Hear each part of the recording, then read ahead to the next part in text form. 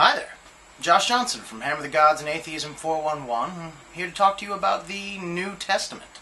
In my last video I spoke to you a bit about the Old Testament and how Christians still very much so follow it when they want to.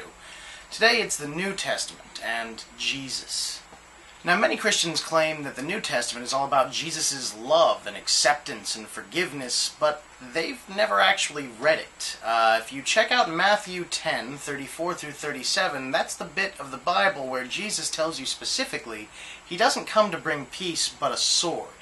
A lot of people say that's metaphorical, and it may be because it's followed up by him telling you that if you love anyone in your family more than you love him, you're not worthy of him. If you love your son more than Jesus, if you love your mother more than Jesus, if you love your brother, your sister, your father, if you love anyone in your family more than Jesus, you're not worthy of him.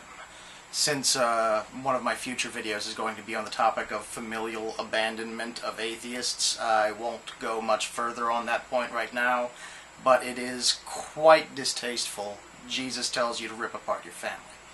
Since Jesus says you're not worthy of him if you love any of your family more than him, do you know what that means? Do you know what biblically happens to you if you're not worthy of Jesus?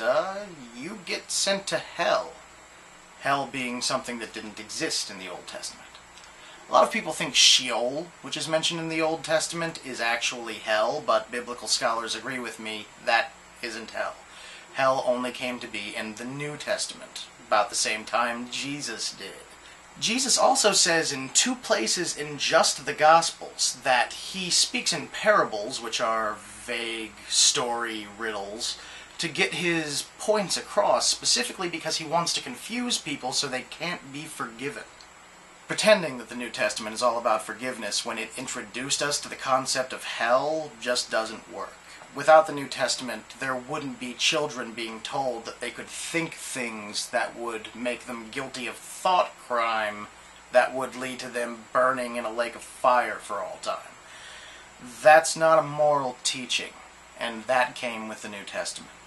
And then we get to Jesus' miracles, which have since been used to convince poor people that faith healing exists.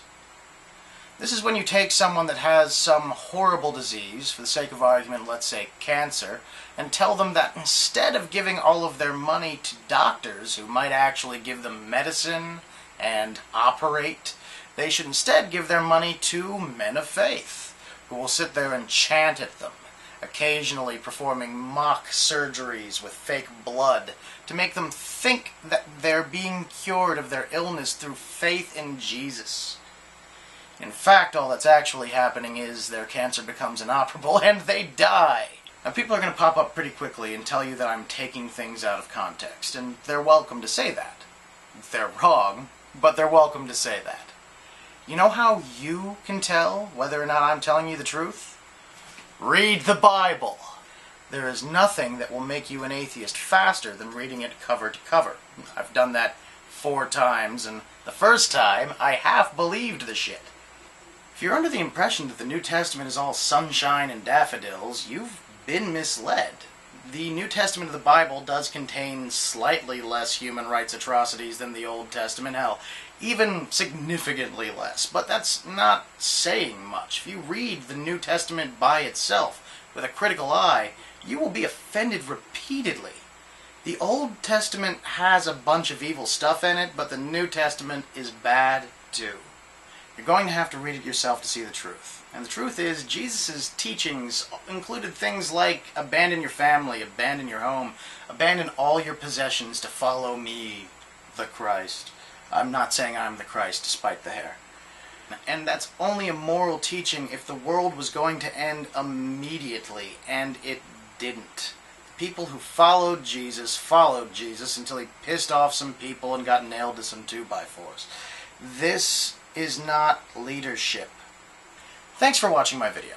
If you liked it, please subscribe to the channel. There will be many more like it. If you'd like to see some of the other things I've written, you can check out either of these links. Thanks again.